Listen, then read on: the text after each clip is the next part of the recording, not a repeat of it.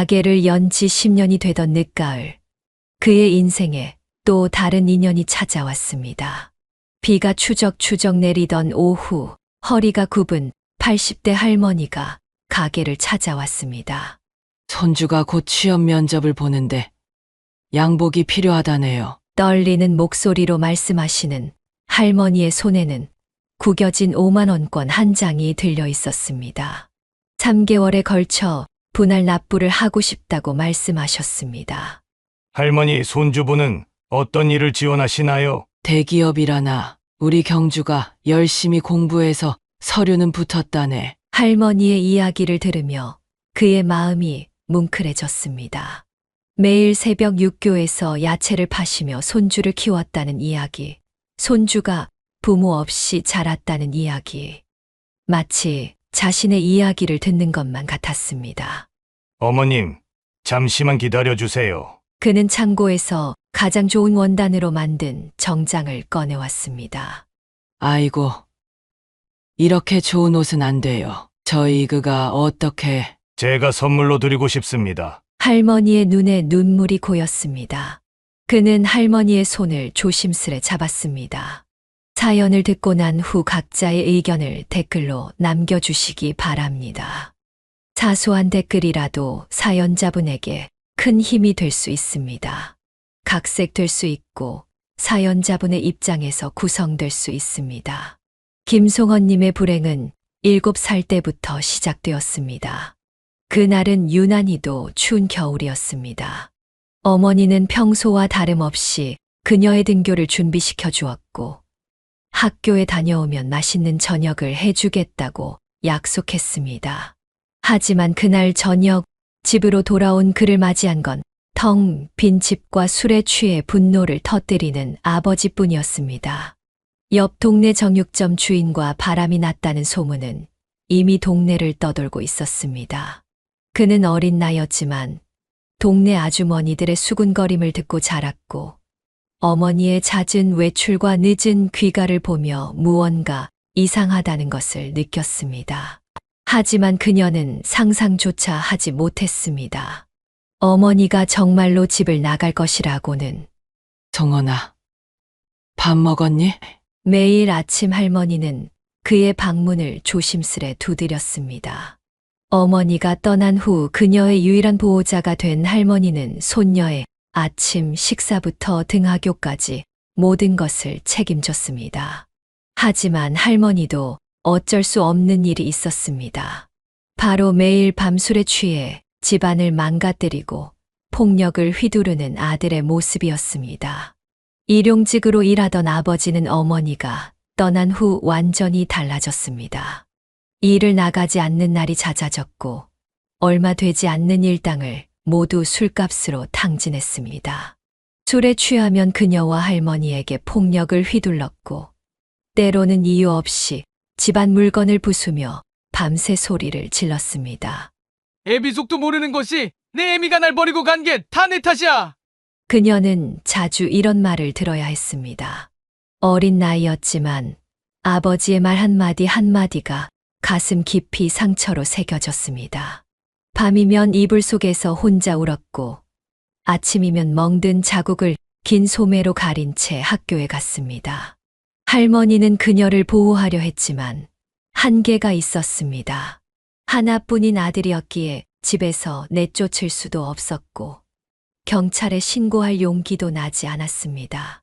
그저 손녀의 상처를 매일 밤 연고로 발라주며 눈물 짓는 것이 할머니가 할 수 있는 전부였습니다. 할머니가 미안해. 할미가 무능해서 정원이를 제대로 못 지켜주네. 학교에서도 그녀는 늘 외톨이였습니다. 다른 아이들은 부모님과 함께하는 학교 행사에 들떠 있을 때 그녀는 혼자 구석에 앉아 있어야 했습니다. 선생님들은 그녀의 상황을 알고 있었지만 가정사에 깊이 관여하지 못했고 반 친구들은 그녀의 우울한 표정과 불안정한 태도를 이상하게 여겼습니다. 입학한 지 얼마 되지 않아 그의 성적은 점점 떨어졌습니다. 수업 시간에 집중하기 어려웠고 숙제를 제대로 해가는 일도 드물어졌습니다. 밤마다 이어지는 아버지의 폭력과 고함 소리에 제대로 된 잠을 이루지 못했기 때문입니다. 이렇게 그의 어린 시절은 불행 속에서 흘러갔습니다. 행복했던 기억이라고는 간간히 할머니가 몰래 사다 주시는 달고나와 아이스크림 뿐이었습니다. 어머니의 따뜻한 품도, 아버지의 다정한 눈빛도 그의 기억 속에서 점점 흐려져 갔습니다. 중학교 입학을 한 달 앞둔 겨울날, 세상이 또 한 번 그의 삶을 뒤흔들었습니다. 아침부터 심하게 토혈을 하던 아버지가 쓰러졌고 급히 병원으로 실려갔습니다. 의사는 오랜 음주로 인한 알코올성 간경화가 이미 말기 상태라고 했습니다. 아버지는 일주일도 버티지 못하고 세상을 떠났습니다. 우리 아들, 내 아들. 장례식장에서 할머니는 아들의 영정사진을 붙잡고 오열했습니다. 금지옥엽 키운 외아들을 잃은 슬픔에 매일같이 눈물을 흘렸습니다. 하지만 그는 달랐습니다. 장례식 내내 한 방울의 눈물도 흘리지 않았습니다. 오히려 가슴 속에서는 분노가 끓어올랐습니다. 내가 복수도 하기 전에 이렇게 가버리다니. 그는 주먹을 꽉 쥐었습니다. 지난 몇 년간 아버지에게 받은 학대와 폭력에 대한 복수를 다짐했었는데 이제는 그마저도 할 수 없게 되었습니다. 아버지의 죽음은 그에게 또 다른 상처가 되었습니다. 장례를 치르고 난 후 집안의 분위기는 더욱 무거워졌습니다. 할머니는 아들의 제사상을 매일같이 차려놓고 울었고 밤이면 아들의 방을 들여다보며 한숨을 쉬었습니다. 그때마다 그의 가슴 속 분노는 더욱 커져갔습니다. 도대체 뭐가 그렇게 좋았다고 그런 사람을. 할머니의 슬픔을 이해할 수 없었습니다. 그의 기억 속 아버지는 폭력적이고 무서운 존재였을 뿐이었습니다. 하지만 할머니에게 아버지는 여전히 사랑스러운 아들이었습니다. 이런 할머니의 모습을 볼 때마다 그의 마음은 더욱 복잡해졌습니다. 중학교 입학식 날, 다른 아이들은 모두 부모님과 함께 왔지만 그는 혼자였습니다.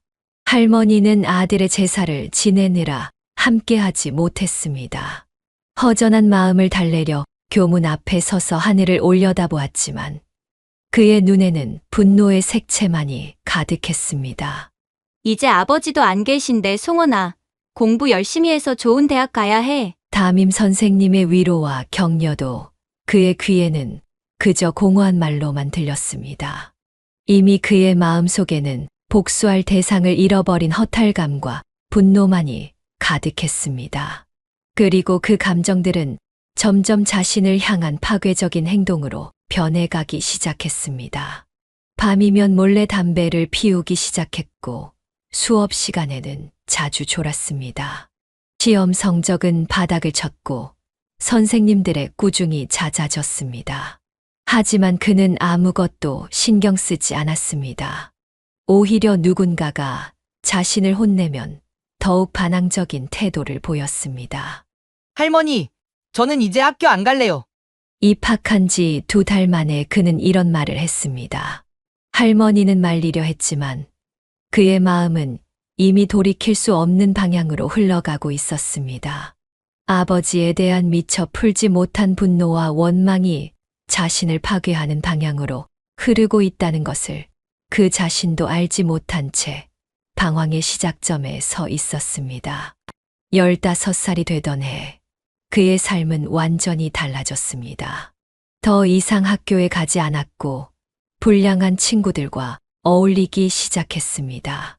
처음에는 단순한 무단결석이었지만 점차 패싸움과 가출로 이어졌습니다. 동네 골목에서 다른 학교 아이들과 싸움을 하다 경찰서에 끌려가는 일이 잦아졌습니다. 송원아, 이러다 너까지 아버지처럼 될까봐 할미가 겁이 나. 할머니의 떨리는 목소리가 그의 마음을 흔들었습니다.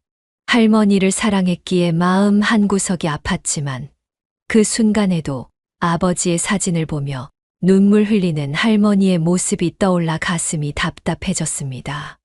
부모의 흔적이 남아있는 집안 곳곳이 그를 숨 막히게 했습니다. 전 아버지처럼 안 될 거예요. 절대로. 입으로는 이렇게 말했지만 실제로 그의 행동은 점점 아버지를 닮아갔습니다. 밤늦게 들어오기 일쑤였고 가끔은 술 냄새를 풍기며 비틀거리기도 했습니다. 할머니가 아끼던 화분을 발로 차서 깨뜨린 적도 있었습니다. 집을 나가 있을 때면 으슥한 골목에서 담배를 피우거나 오토바이를 훔쳐 타고 질주했습니다. 스릴을 즐기는 것 같았지만 사실은 자신을 망가뜨리는 것에 집착하고 있었습니다. 그것만이 마음 속 깊은 곳에 자리 잡은 분노와 공허함을 잠시나마 잊을 수 있는 방법이었습니다. 왜 하필 나한테 이런 부모를 주신 거예요? 새벽녘 한강변에 홀로 앉아 중얼거리곤 했습니다. 때로는 하늘을 향해 고함을 지르기도 했습니다. 그럴 때면 어김없이 순찰 중이던 경찰과 마주쳤고 다시 한번 할머니는 경찰서로 그를 데리러 가야 했습니다. 제발 집에 좀 있자. 할미랑 같이 살자. 할머니의 눈물 어린 호소에도 그는 차갑게 등을 돌렸습니다. 집에 있으면 숨이 막혔습니다. 거실에 걸린 가족 사진, 아버지가 쓰던 물건들, 어머니가 두고 간 화장품 냄새. 모든 것이 그를 질식시켰습니다. 16이 되던 해에는 학교를 완전히 그만두었습니다. 담임 선생님이 집으로 찾아와 설득했지만 소용없었습니다. 대신 폐창고에 모이는 불량 청소년 무리와 어울렸고 그들과 함께 더 큰 일탈을 저질렀습니다. 이제 난 자유야. 아무도 날 구속하지 못해. 하지만 그의 눈빛은 자유롭지 않았습니다. 오히려 더 큰 감옥에 갇힌 것 같았습니다. 스스로를 망가뜨리면 망가뜨릴수록 마음속 상처는 더욱 깊어만 갔습니다. 할머니의 만류는 계속되었지만 그의 방황은 끝없이 이어졌습니다. 밤이면 몰래 할머니의 방문 앞에 서서 한참을 서 있곤 했습니다. 문 틈으로 새어나오는 흐느낌 소리에 가슴이 찢어질 듯 아팠지만 그는 차마 문을 열지 못했습니다. 대신 다시 한번 집을 나서며 어둠 속으로 발걸음을 옮겼습니다. 20살이 되던 해봄, 그의 인생에서 마지막 빛마저 사라졌습니다. 평소처럼 새벽에 들어온 그는 방바닥에 쓰러져 있는 할머니를 발견했습니다. 급히 병원으로 모시긴 했지만 이미 오래전부터 알아오던 심장병이 악화된 상태였습니다. 할머니, 이제 제가 잘할게요.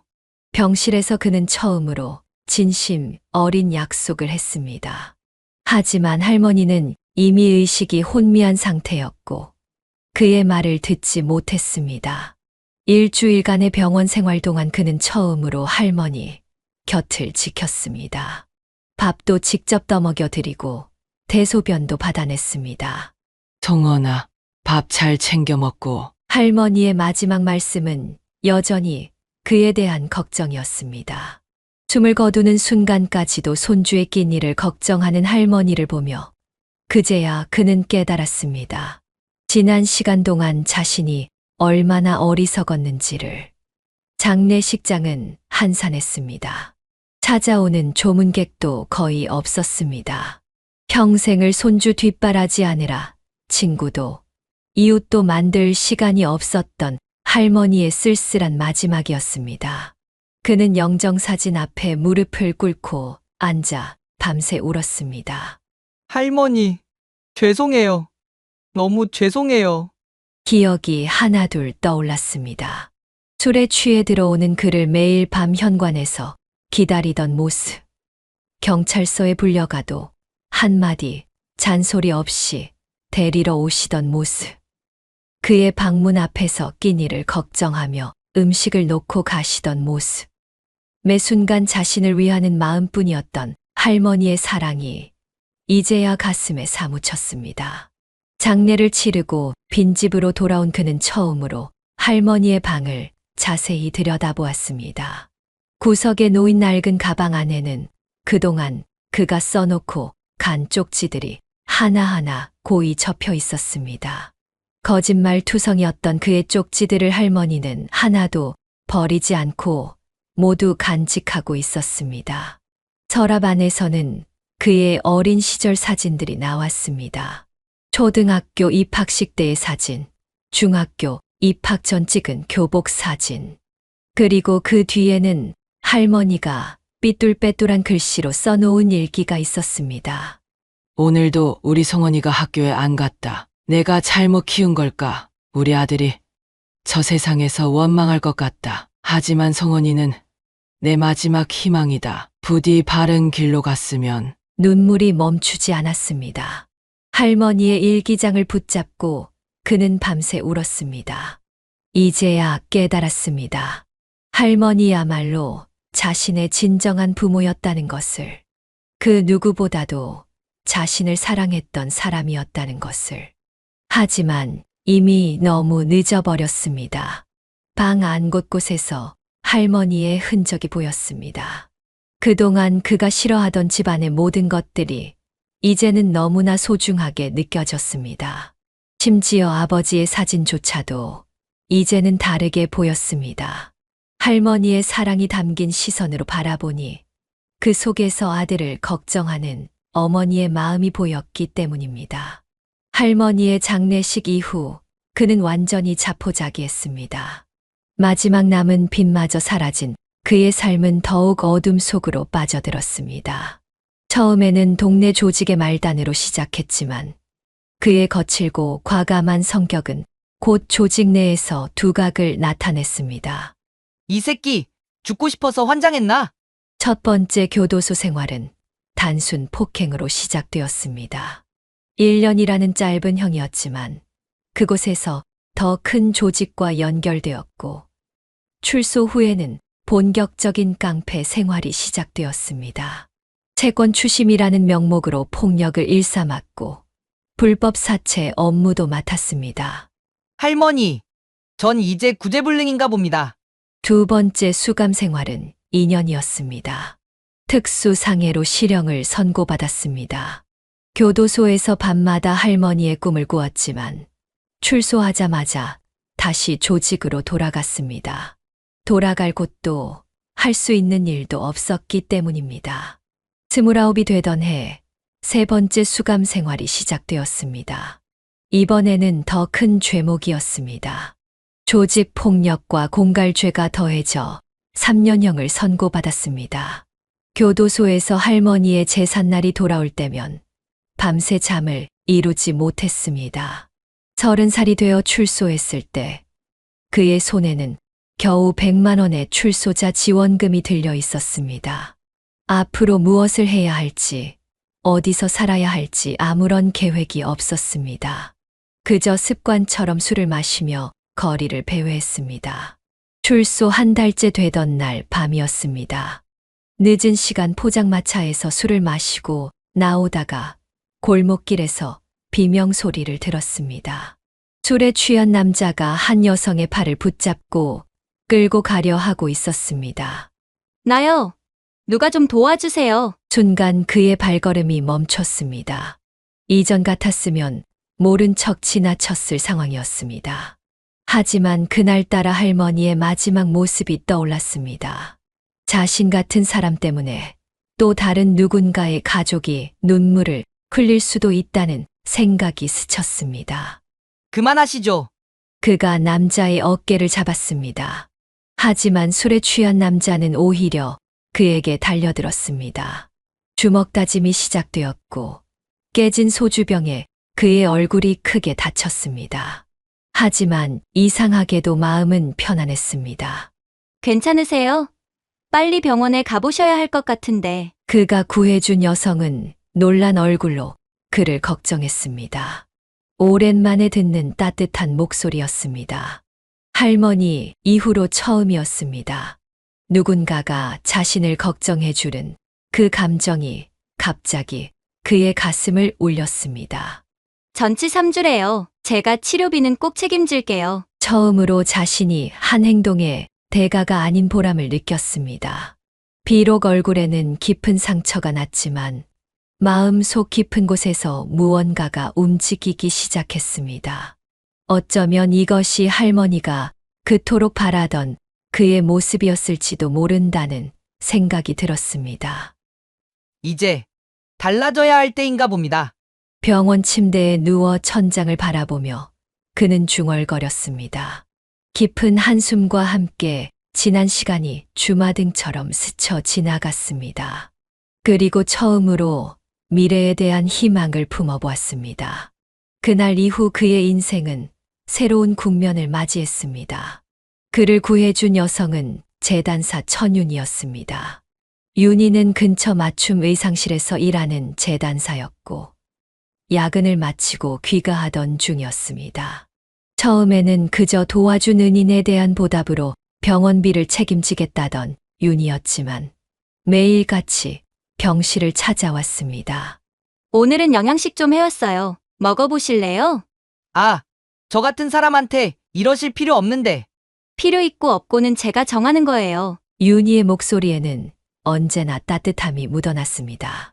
처음에는 그저 의무감에서 비롯된 방문이라고 생각했지만 점차 그녀의 진심이 느껴지기 시작했습니다.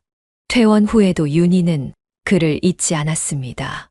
일주일에 한 번씩 그의 상처 경과를 확인한다는 명목으로 만남을 이어갔습니다. 하지만 어느 날 우연히 그의 전과 사실을 알게 되었습니다. 전과 3번이나 있으셨던 거예요? 윤희의 목소리가 떨렸습니다. 그는 이제 끝이라고 생각했습니다. 모든 사람들이 그랬듯 윤희도 자신을 떠날 것이라 확신했습니다.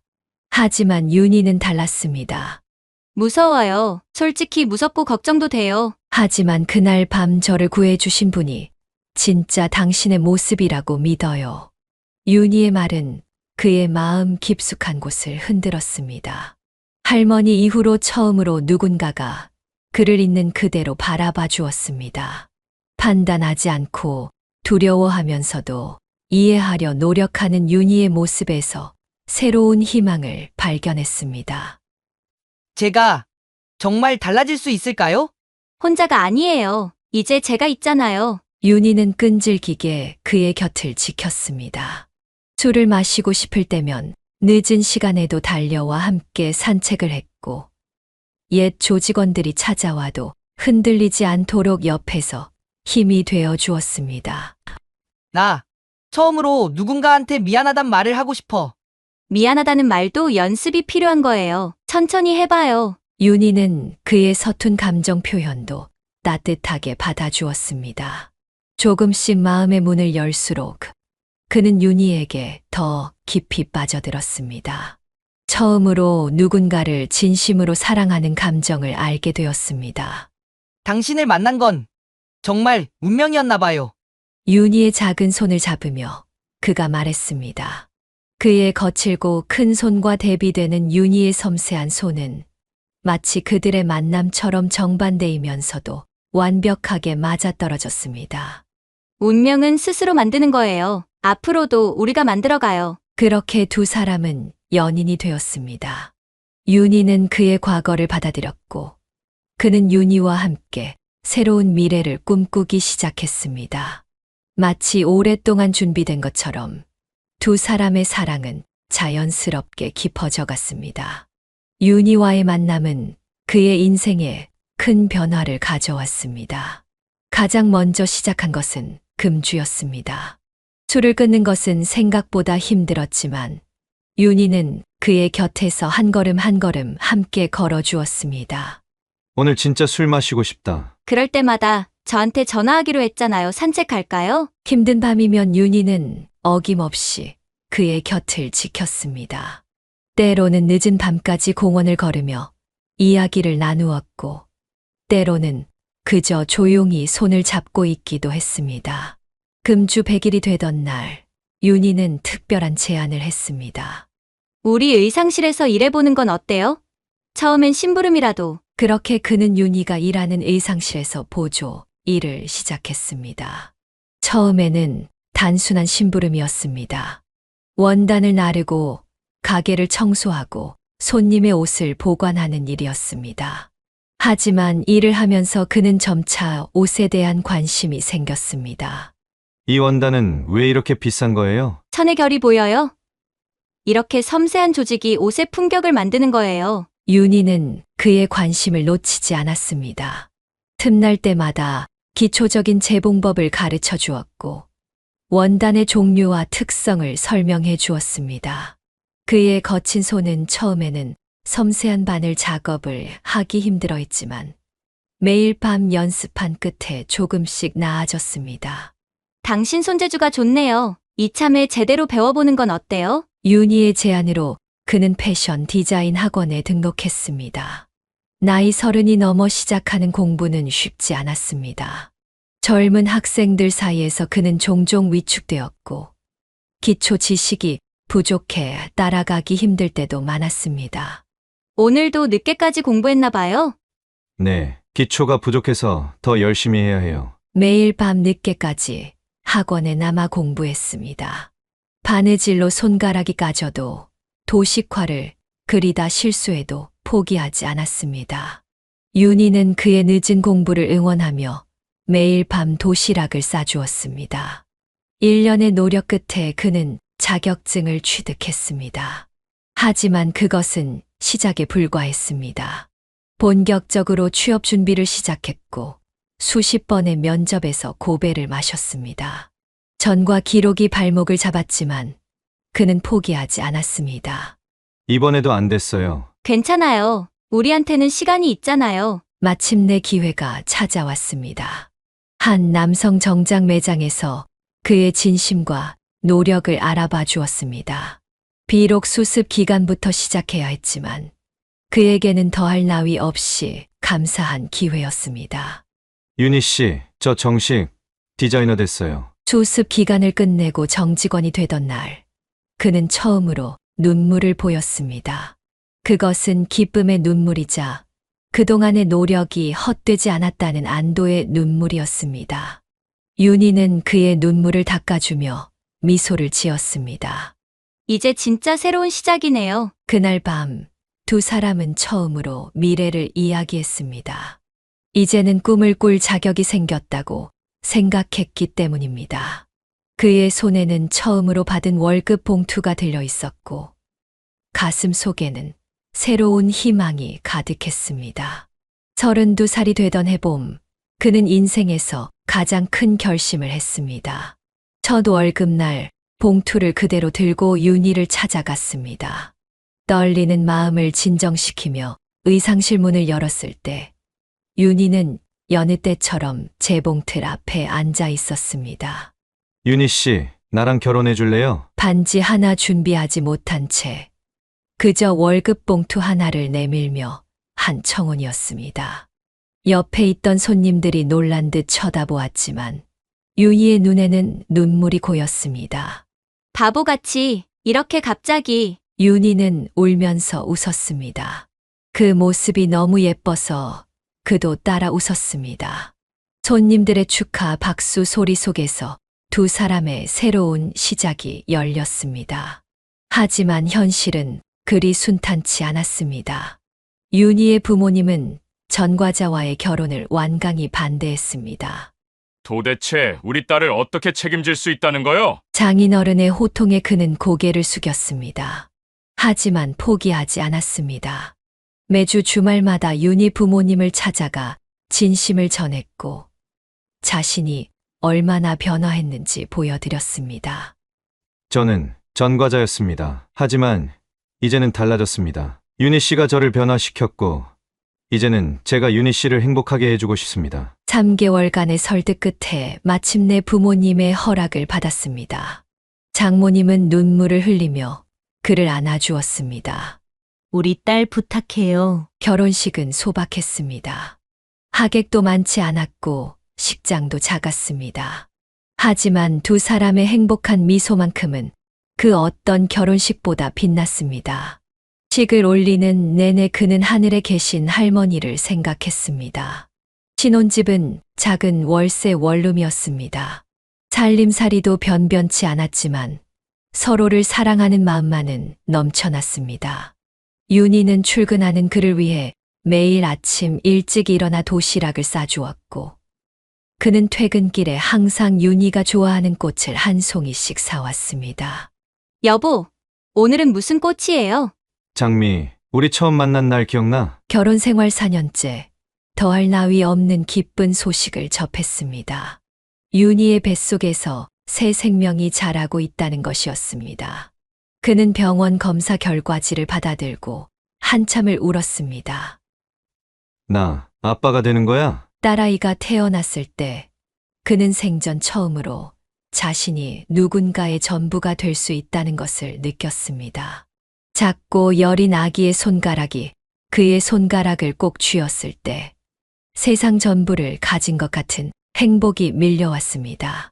우리 딸, 아빠가 꼭 행복하게 해줄게. 매일 밤 아기의 숨소리를 들으며 그는 자신의 과거를 생각했습니다. 한때는 나락으로 떨어졌던 자신이 이제는 한 가정의 가장이 되어 있었습니다.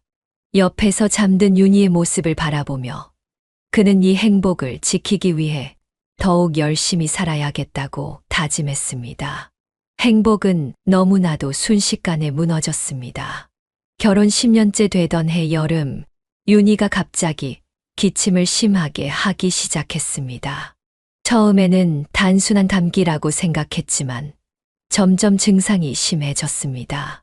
괜찮아요. 곧 나을 거예요. 윤희는 항상 그렇게 말했습니다. 하지만 기침은 점점 더 심해졌고 체중은 눈에 띄게 줄어들었습니다.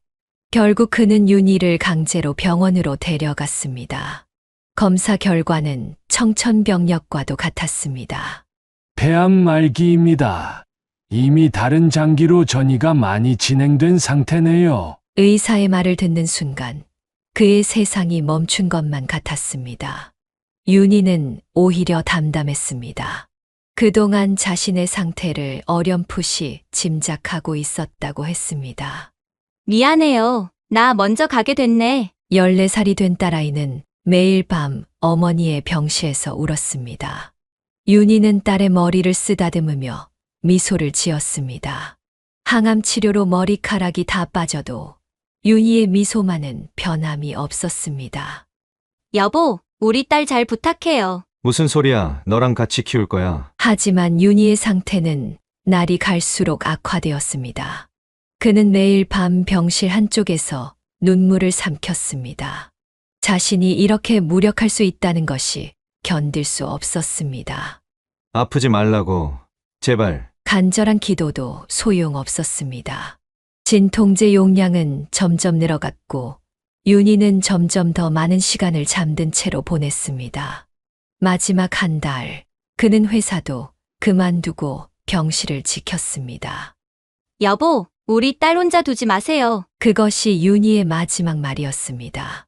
맑은 가을 아침 윤희는 조용히 눈을 감았습니다. 마지막 순간까지 딸을 걱정하는 어머니였습니다. 딸의 울음소리가 병실을 가득 채웠습니다. 그는 딸을 꼭 안은 채 윤희의 차가워진 손을 잡았습니다. 자신을 변화시켜준 사람, 자신에게 새 삶을 선물해준 사람, 그 소중한 사람이 이제는 없었습니다. 장례식장에서 그는 처음으로 술을 마셨습니다. 10년 만의 술이었습니다. 하지만 윤희와의 약속을 지키기 위해 한 잔으로 멈췄습니다. 아빠가 있잖아. 울고 있는 딸을 안아주며 그가 말했습니다. 비록 목소리는 떨렸지만 그의 눈빛은 단단했습니다. 윤희가 남긴 마지막 부탁, 딸을 위해 힘내서 살아야 한다는 그 말을 지키기 위해 그는 다시 한번 강해져야 했습니다. 윤희가 떠난 후 그의 하루하루는 딸을 위한 시간이 되었습니다. 아침에 일어나 도시락을 싸고 등교하는 딸의 뒷모습을 배웅하는 일로 하루를 시작했습니다. 서툴던 요리 솜씨도 점차 나아졌고 딸의 머리도 매일 아침 손수 묶어주었습니다. 아빠 오늘도 김치찌개예요? 미안해. 아빠가 아직 다른 요리는 잘 못해서. 장인어른과 장모님이 자주 찾아와 도움을 주셨습니다. 반찬을 가져다 주시고 주말이면 딸아이를 데리고 외출도 해 주셨습니다. 그들의 눈빛에는 항상 딸을 잃은 슬픔과 함께 외동손녀에 대한 애틋함이 깃들어 있었습니다. 하지만 밤이 되면 그의 마음은 무너져 내렸습니다. 딸이 잠든 것을 확인하고 나면 베개에 얼굴을 묻고 소리 없이 울었습니다. 윤희의 흔적이 남아있는 옷장을 열 때마다, 그녀의 향기가 느껴질 때마다 가슴이 미어졌습니다. 여보, 나 잘하고 있는 거 맞아? 매일 밤 윤희의 사진을 보며 중얼거렸습니다. 딸아이가 사춘기에 접어들면서 엄마를 찾는 날이면 그는 더욱 더 자신의 무력함을 실감했습니다. 아빠, 나 엄마가 보고 싶어. 그럴 때면 그저 딸을 안아줄 수밖에 없었습니다. 말로는 표현할 수 없는 그리움을 서로의 온기로 달랬습니다. 윤희가 떠난 지 5년, 그는 마침내 자신의 가게를 열었습니다. 윤희 맞춤 정장이라는 이름을 붙인 작은 가게였습니다. 개업식 날, 장인어른과 장모님은 한참을 울었습니다. 우리 윤희가 살아있었다면 얼마나 좋아했을까. 하지만 행복은 오래 가지 않았습니다. 그해 겨울 장인어른이 뇌졸중으로 쓰러지셨고 반년간의 투병 끝에 세상을 떠나셨습니다. 3년 후에는 장모님마저 심장마비로 갑자기 돌아가셨습니다. 이제 정말 우리 둘만 남았네. 19살이 된 딸과 마주 앉아 저녁을 먹으며 그가 말했습니다. 딸은 아버지의 주름진 얼굴을 물끄러미 바라보았습니다.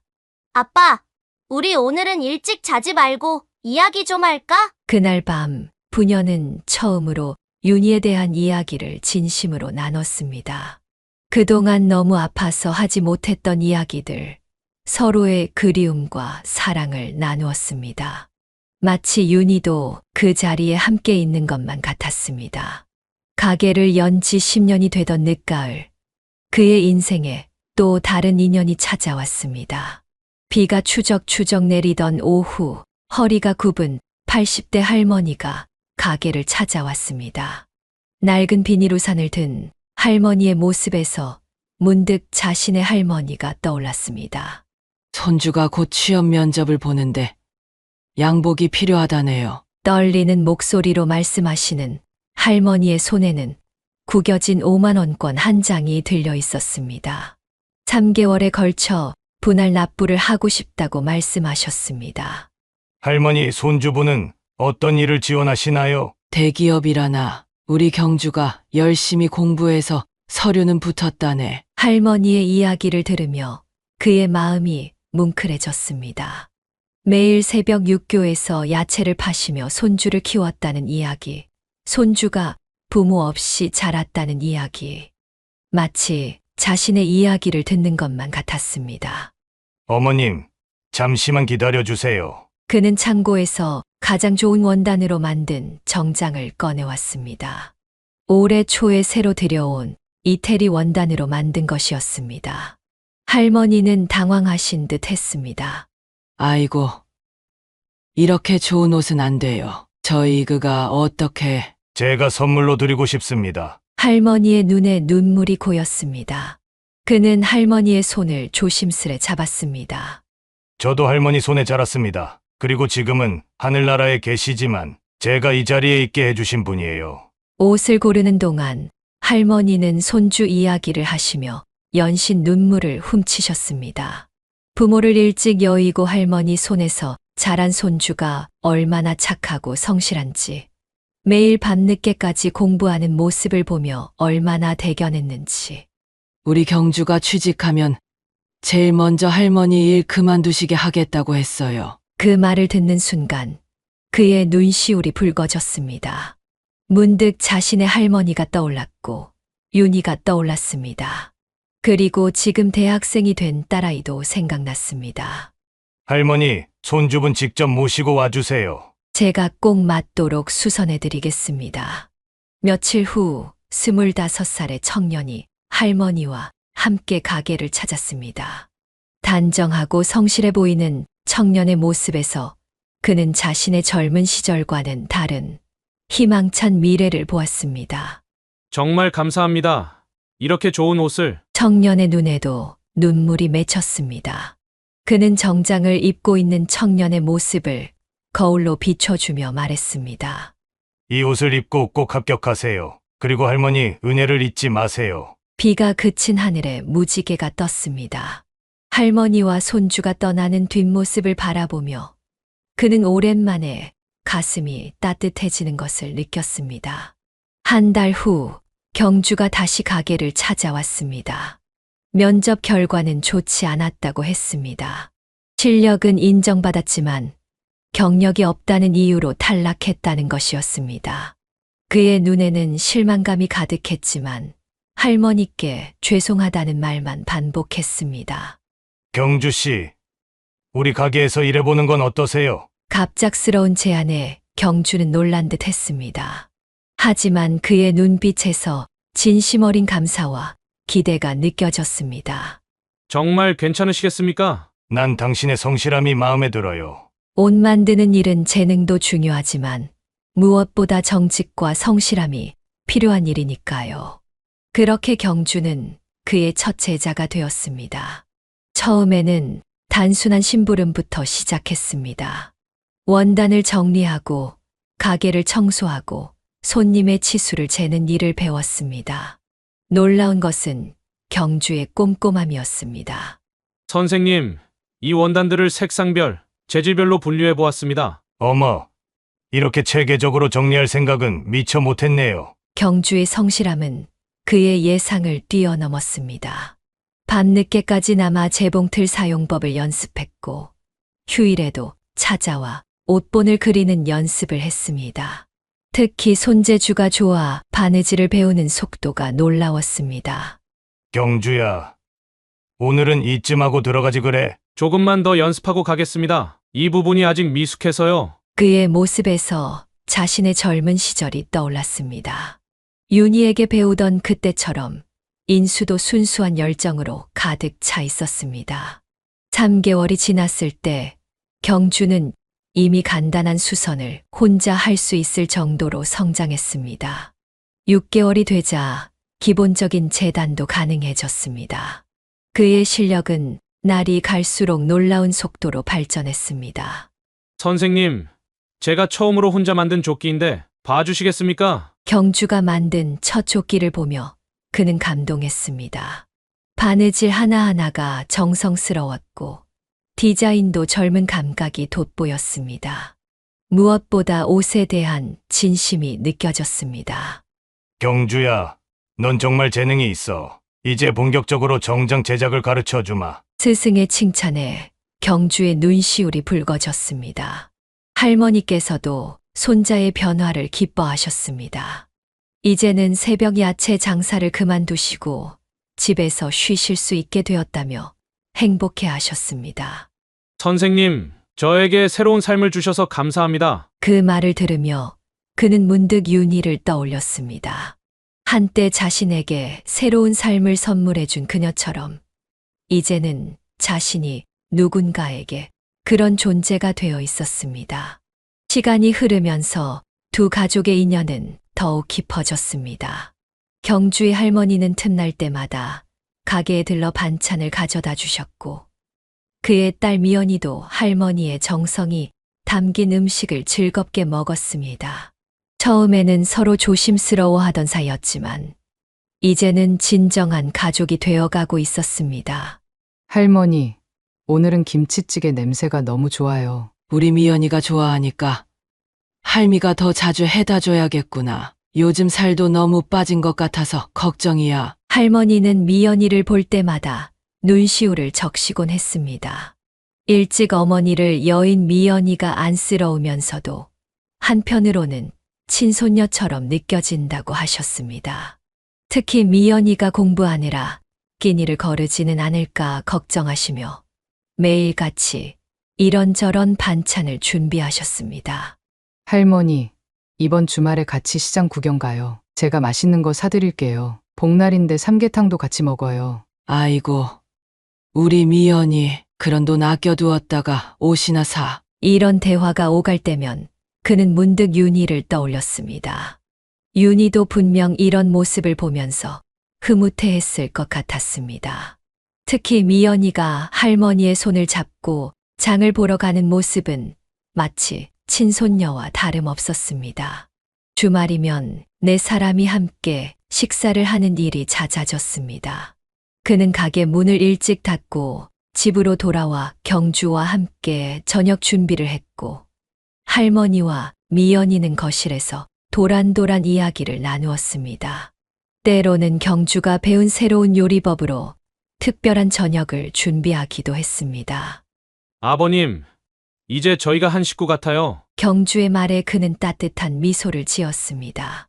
정말로 그랬습니다. 어느새 네 사람은 서로의 빈자리를 자연스럽게 채워주고 있었습니다. 할머니는 미연이에게 어머니의 빈자리를, 미연이는 할머니에게 손녀의 자리를, 그리고 경주는 그에게 아들의 자리를 내어주었습니다. 오늘은 제가 설거지 할게요. 아니야. 내가 할게. 너는 피곤할 텐데. 부엌에서 들리는 미연이와 경주의 다정한 실랑이를 들으며 그는 이런 일상의 소소한 행복을 깊이 감사하게 되었습니다.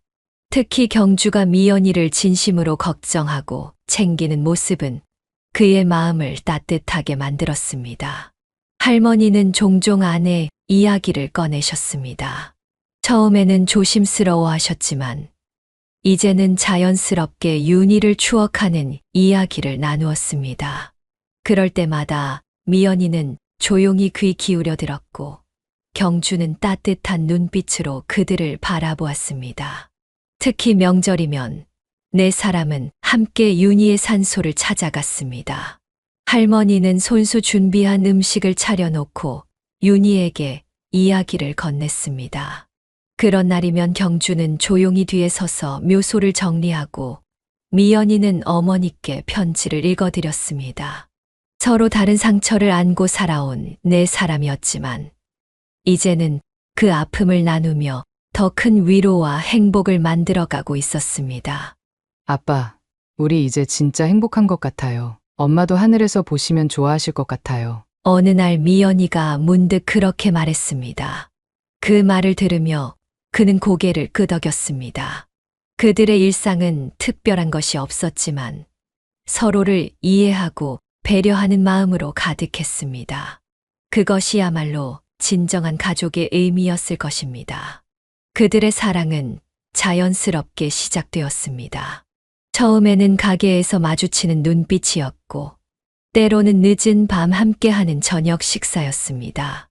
경주와 미연이는 서로의 마음을 눈치채고 있었지만 가족 같은 관계가 되어버린 상황이 조심스러웠습니다. 미연이가 처음 그런 마음을 털어놓은 것은 비 오는 날이었습니다. 가게 문을 닫고 우산을 함께 쓰고 걸어가던 중이었습니다. 경주는 잠시 걸음을 멈추고 미연이를 바라보았습니다. 저도 많이 고민했어요. 하지만 미연이를 생각하면 가슴이 너무 떨려서. 그렇게 시작된 두 사람의 비밀 연애는 2년이라는 시간 동안 조심스럽게 이어졌습니다. 서로를 향한 마음은 깊어졌지만 부모님들의 반응이 걱정되어 쉽게 말씀드리지 못했습니다. 하지만 그들의 걱정과 달리 그와 할머니는 이미 두 사람의 마음을 알고 있었습니다. 가게에서 일하는 모습을 지켜보며 서로를 바라보는 눈빛에서 조심스레 나누는 대화에서 이미 사랑이 피어나고 있음을 느꼈습니다. 어느 날 밤 그는 하늘에 있는 윤희에게 속삭이듯 말했습니다. 딸의 행복한 모습을 보며 윤희도 분명 기뻐할 것이라 생각했습니다. 마침내 추석을 앞둔 어느 날 경주가 용기를 내어 그를 찾아왔습니다. 아버님, 죄송합니다. 하지만 저 미연이와 결혼하고 싶습니다. 떨리는 목소리로 말을 꺼내는 경주의 모습에서 그는 자신의 젊은 시절을 보았습니다. 윤희의 부모님께 청혼하던 그때의 떨림이 고스란히 느껴졌습니다. 이미 알고 있었다. 그의 말에 경주는 놀란 듯 고개를 들었습니다. 그는 따뜻한 미소를 지으며 경주의 어깨를 두드렸습니다. 내가 우리 미연이를 얼마나 아끼는지 늘 지켜보고 있었어. 할머니 역시 두 사람의 결혼 소식에 기쁜 눈물을 흘리셨습니다. 이제 정말 한 가족이 되는구나. 저녁 식사 자리에서 네 사람은 처음으로 터놓고 이야기를 나눴습니다. 미연이는 얼굴을 붉히며 경주의 손을 꼭 잡았고 경주는 흐뭇한 미소를 지었습니다. 아빠, 저희 결혼해도 될까요? 할머니, 저 미연이와 함께 하고 싶습니다. 그날 밤 두 사람의 떨리는 고백에 가족들은 모두 기쁘게 승낙했습니다. 이미 오래전부터 한 가족이었지만 이제는 정말로 법적으로도 마음으로도 하나가 되는 순간이었습니다. 윤희야, 우리 딸이 드디어 자신의 행복을 찾았어. 늦은 밤 그는 윤희의 사진을 보며 조용히 눈물을 흘렸습니다. 그것은 슬픔의 눈물이 아닌 딸의 새로운 시작을 축복하는 기쁨의 눈물이었습니다. 결혼 준비가 한창이던 어느 날 경주는 특별한 결심을 했습니다. 스승이자 곧 장인이 될 그를 위해 직접 정장을 만들기로 한 것입니다. 매일 밤 가게 문을 닫은 후 그가 퇴근하고 난 뒤에 홀로 남아 비밀스럽게 작업을 시작했습니다. 아버님의 치수를 어떻게 재야 하나? 고민 끝에 경주는 평소 그가 입는 옷들을 살펴보며 대략적인 치수를 가늠했습니다. 하지만 완벽한 맞춤을 위해서는 정확한 치수가 필요했습니다. 어느 날 그가 옷을 갈아입으러 탈의실에 들어간 사이 몰래 줄자로 걸려있는 재킷의 치수를 재기도 했습니다. 어머, 경주 씨 아직도 안 갔어요? 미연이가 가게에 들렀다가 늦게까지 일하는 경주를 발견했습니다. 경주는 황급히 천을 감추며 비밀 작업임을 강조했고 미연이는 아버지에 대한 경주의 마음에 감동받아 이 비밀을 지키기로 약속했습니다. 이 원단으로 하면 될 것 같아. 경주는 자신의 모든 저축을 털어 최고급 이태리 원단을 구입했습니다. 그동안 스승에게 배운 모든 기술을 쏟아부었고 매일 밤 한 땀 한 땀 정성을 다해 바느질했습니다. 실수라도 할까봐 모든 공정을 3번씩 확인했고 봉제선 하나하나를 꼼꼼히 점검했습니다. 경주야, 요즘 얼굴색이 안 좋은데 무슨 일 있니? 그의 걱정 어린 물음에 경주는 쑥스러운 미소만 지었습니다. 밤늦게까지 이어지는 작업으로 피곤한 기색이 역력했지만 그의 기쁜 표정을 상상하며 힘을 냈습니다. 한 달의 작업 끝에 마침내 정장이 완성되었습니다. 검은색 바탕에 은은한 광택이 도는 원단으로 만든 정장은 보는 이의 눈을 사로잡았습니다. 라펠의 각도부터 단추의 간격까지 모든 것이 완벽했습니다. 아버님, 이건 제가 직접 만든 정장입니다. 결혼식을 2주 앞둔 어느 날 경주는 조심스레 정장이 든 케이스를 그에게 건넸습니다. 그는 케이스를 열자마자 말을 잃었습니다. 정장에서 느껴지는 정성과 따뜻함이 가슴 깊이 전해졌기 때문입니다. 이걸 언제, 어떻게? 제가 아버님께 받은 사랑과 가르침에 비하면 아무것도 아닙니다. 그는 떨리는 손으로 정장을 만져보았습니다. 경주의 솜씨는 이미 자신을 뛰어넘어 있었습니다. 무엇보다 옷 한 벌에 담긴 사위의 마음이 느껴져 눈시울이 붉어졌습니다. 정말 고맙다. 결혼식 당일 그는 경주가 만든 정장을 입고 딸의 손을 잡았습니다. 식장에 모인 하객들은 그의 품격 있는 모습에 감탄했고 경주는 뿌듯한 마음으로 그 모습을 지켜보았습니다. 정장은 단순한 옷이 아닌 스승과 제자, 장인과 사위 사이의 깊은 애정이 담긴 특별한 선물이 되었습니다. 8개월간의 준비 끝에 맞이한 결혼식 날, 하늘은 유난히 맑았습니다. 화사한 웨딩드레스를 입은 미연이는 그의 팔짱을 끼고 입장했고 경주는 긴장된 표정으로 제단 앞에 서 있었습니다. 하지만 그보다 더 긴장한 것은 양가의 부모님들이었습니다. 할머니는 결혼식이 시작되기 전부터 눈시울을 붉히셨습니다. 손수건으로 연신 눈물을 닦으시면서도 경주와 미연이를 바라보는 눈빛은 한없이 자랑스러웠습니다. 평생 고생만 하던 손자가 이제 행복한 가정을 이루는 모습에 가슴이 벅차오르는 듯 했습니다. 이제 제가 미연이를 평생 책임지고 행복하게 해주겠습니다. 경주의 서약을 듣는 순간 그는 더 이상 눈물을 참을 수 없었습니다. 윤희가 떠난 후 혼자 키운 딸이 이제 누군가의 아내가 된다는 사실이 실감나지 않았습니다. 축사를 하려 단상에 올랐을 때는 목이 메어 한동안 말을 잇지 못했습니다. 경주야, 미연아, 너희들이 서로를 만난 것은 우리 모두에게 축복이었다. 떨리는 목소리로 시작한 축사였지만 그의 진심 어린 말에 하객들도 함께 눈시울을 적셨습니다. 특히 할머니는 손수건이 다 젖도록 울었습니다. 이제 정말 한 가족이 되었구나. 결혼식이 끝나고 신혼여행을 떠난 두 사람을 배웅하며 그와 할머니는 서로를 바라보며 미소 지었습니다. 하지만 그것이 할머니의 마지막 미소가 될 줄은 아무도 몰랐습니다. 결혼 한 달 후 갑작스러운 소식이 전해졌습니다. 할머니가 새벽에 조용히 눈을 감으셨다는 것이었습니다. 전날까지도 손자 부부의 저녁을 챙기시던 분이었는데 마치 모든 걱정을 내려놓으신 듯 평화로운 얼굴로 영면하셨습니다. 장례식장에서 경주는 오열했습니다. 평생 자신을 키워주신 할머니, 부모의 빈자리를 채워주신 유일한 가족을 잃은 슬픔이 북받쳤습니다. 비가 오는 날 할머니의 무덤 앞에 엎드려 우는 경주의 모습은 보는 이의 마음을 아프게 했습니다. 그는 경주의 어깨를 붙잡고 일으켜 세웠습니다. 할머니의 마지막 모습이 떠올랐습니다. 결혼식 날 손자를 자랑스러워하시던 그 표정, 이제는 걱정 없이 떠나실 수 있다고 하시던 그 말씀. 빗속에서 그는 사위를 오랫동안 끌어안고 있었습니다.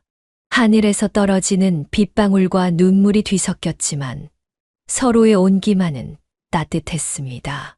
할머니는 떠나셨지만 그분의 사랑은 이제 새로운 가족의 형태로 이어지고 있었습니다. 아버님, 감사합니다. 경주의 떨리는 목소리에는 슬픔과 함께 새로운 희망이 깃들어 있었습니다. 할머니는 떠나셨지만 그분이 그토록 바라시던 손자의 행복한 가정은 이제 시작되고 있었습니다. 이제 63이 된 그는 평화로운 일상을 보내고 있습니다. 아침이면 일찍 일어나 동네 공원을 산책하고 가게에서 하루를 보내며 저녁이면 복지관에서 봉사활동을 합니다. 그곳에서 그는 어려운 청소년들에게 재단 기술을 가르치고 있습니다. 선생님, 저도 나중에 선생님처럼 되고 싶어요. 수업을 들으러 오는 아이들의 눈빛에서 자신의 젊은 시절을 발견합니다. 그들에게 옷 만드는 기술뿐만 아니라 삶의 희망도 함께 전해주고 싶었습니다. 아빠, 이제 우리랑 같이 살아요. 혼자 계시면 너무 걱정되잖아요. 미연이와 경주는 틈만 나면 함께 살자고 제안합니다. 특히 첫 아이가 생긴 후로는 더욱 그를 걱정하고 있습니다. 하지만 그는 매번 고개를 저었습니다. 난 이대로가 좋아. 너희는 너희들만의 삶이 필요해. 젊은 부부의 새로운 출발을 방해하고 싶지 않았습니다. 대신 주말이면 손자를 봐주겠다며 웃으며 말했습니다. 그의 작은 단칸방은 외롭지 않았습니다. 윤희의 사진이 있고 할머니와 장인 장모님의 추억이 담긴 공간이었기 때문입니다. 매일 밤 잠들기 전 그는 윤희의 사진을 바라보며 하루를 정리합니다. 때로는 이런 대화를 나누기도 합니다. 여보, 우리 딸이 이제 엄마가 됐어. 당신도 할머니가 된 거야. 67이 되면 가게를 경주에게 물려줄 생각입니다. 이미 경주의 실력은 그를 뛰어넘었고 새로운 디자인으로 젊은 고객들의 마음도 사로잡았습니다. 가게를 물려주고 나면 윤희의 사진을 품에 안고 전국 방방곡곡을 여행할 계획을 세우고 있습니다. 여보, 우리가 못 가본 곳들 이제 다 가보려고 해. 봄에는 진달래 피는 지리산을, 여름에는 시원한 동해 바다를, 가을에는 단풍 드는 설악산을, 겨울에는 눈 내리는 한라산을 찾아가고 싶습니다. 젊어서 윤희와 함께 꿈꾸었던 여행을 이제라도 이루고 싶었습니다. 할아버지, 나랑 놀아주세요. 어린 손자가 찾아올 때면 그의 주름진 얼굴에 환한 미소가 피어납니다. 손자의 웃음소리는 그의 작은 집을 가득 채우고 그 순간만큼은 세상 모든 행복이 이곳에 있는 것만 같습니다. 아버님, 저희가 잘하고 있죠? 경주가 종종 찾아와 이런 질문을 합니다. 그때마다 그는 고개를 끄덕이며 미소 짓습니다. 경주와 미연이는 서로를 아끼며 행복한 가정을 이루어가고 있습니다. 두 사람이 서로를 바라보는 눈빛에서 그는 자신과 윤희의 젊은 시절을 봅니다. 너희들은 충분히 잘하고 있어. 나머지는 시간이 해결해 줄 거야. 이제 그의 하루하루는 감사함으로 가득합니다. 힘들었던 과거도 아픈 기억도 모두 지금의 자신을 만든 소중한 시간이었음을 깨닫습니다. 할머니, 윤희의 장인어른, 장모님, 모두들 잘 지켜보고 계시죠? 밤하늘의 별들을 바라보며 그는 중얼거립니다. 이제는 슬픔보다 감사함이 더 큽니다. 자신의 인생에 찾아온 모든 인연들이 감사하고 그들이 남긴 사랑의 흔적들이 소중합니다. 내일도 그는 변함없이 가게 문을 열 것입니다. 누군가의 특별한 순간을 위해 정성스레 옷을 만들고 그들의 이야기에 귀 기울일 것입니다. 그리고 언젠가 마지막 제단을 하는 날이 오면 그때는 윤희의 사진을 품에 안고 새로운 여행을 떠날 것입니다. 여보, 조금만 더 기다려요. 우리 곧 다시 함께할 수 있을 거예요. 사연을 듣고 댓글을 남겨주시기 바랍니다. 사소한 의견일지라도 사연자분에게는 큰 힘이 됩니다. 노골적인 악성 댓글은 사연자분에게 상처가 될 수 있으니 삼가주시기 바랍니다.